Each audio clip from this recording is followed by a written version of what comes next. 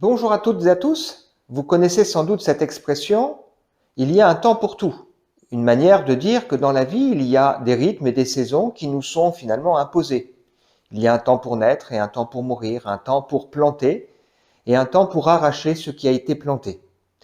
Cette expression que nous employons dans notre langage quotidien a inspiré de nombreux artistes. C'est par exemple une musique qu'on retrouve dans la bande originale de Forrest Gump, qui a été chantée par The Byrds, qui a été donc composée par un artiste qui s'appelle Peter Seegers dans la fin des années 50 et qui a été repris par plusieurs autres artistes comme Nina Simons ou Bruce Springsteen. Et dans sa chanson, cet artiste reprend d'ailleurs les 8 premiers versets d'un livre de la Bible qui s'appelle le livre de l'Ecclésiaste. Un livre qui a été composé il y a environ 3000 ans par un homme qui s'appelle Salomon, le fils du roi David. Salomon qui est connu pour être un homme particulièrement sage et qui a réfléchi à la vie.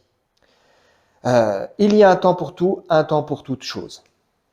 Alors Salomon nous rend un énorme service parce que c'est finalement l'homme qui, à vue humaine, a eu la vie idéale. Il avait tout, il était beau, il était riche, il était talentueux, il était roi, il n'avait aucune limite et dans sa vie, il a essayé de goûter à toutes les manières de découvrir le bonheur. Il a construit des choses, il a eu de nombreuses femmes, il a profité de beaucoup de plaisir et à chaque fois, il a été confronté à 3 obstacles. Le premier, c'est que les choses ne se passent pas comme on les a prévues. Il y a toujours des choses qui se terminent pas comme on le voudrait. La deuxième obstacle qu'il a constaté dans sa recherche effrénée de bonheur, c'est que finalement, le cœur reste constamment insatisfait. Une fois qu'on a goûté, on se lasse et on a envie encore d'autre chose. Et puis la troisième chose, c'est la suite de ces 8 premiers versets de ce livre de l'Ecclésiaste. C'est que Dieu a mis dans le cœur de l'homme la pensée de l'éternité. Parmi les choses belles que Dieu a faites en son temps, il a mis cette pensée, bien que l'homme ne puisse pas saisir l'œuvre que Dieu fait du commencement jusqu'à la fin. C'est personnellement un verset qui me parle beaucoup parce que lorsque j'étais jeune adolescent, je n'étais pas croyant, mais je me posais des questions sur le sens de la vie et en particulier sur la mort. Je ne pouvais pas me résigner à me dire que la vie s'arrête ainsi et qu'il n'y a plus rien derrière.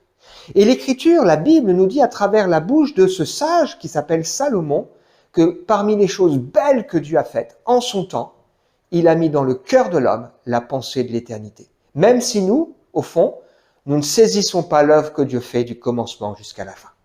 Pourquoi Dieu a-t-il fait cela ? Pour que nous ne passions pas à côté de l'essentiel. Il a mis dans notre cœur cette pensée pour que justement nous puissions nous préparer. Imaginons un instant que nous montions dans un avion et que notre préoccupation majeure, ce soit de passer un bon voyage, d'être en première classe, d'avoir du champagne, d'avoir des gens à notre service, etc. Et qu'on en oublie l'essentiel qui finalement est l'arrivée. Dieu a mis dans le cœur de l'homme de belles choses et en particulier, il a mis dans son cœur la pensée de l'éternité. L'homme ne saisit pas l'œuvre que Dieu fait du commencement jusqu'à la fin et pourtant, Dieu est celui qui agit.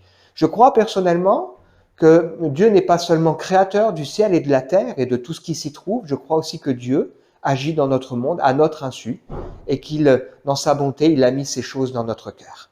Si Dieu a mis cela, c'est aussi pour nous permettre de nous préparer. Parce que Dieu veut que nous puissions avoir la paix et l'assurance par rapport à notre éternité. Avoir l'assurance de où on va. À très bientôt.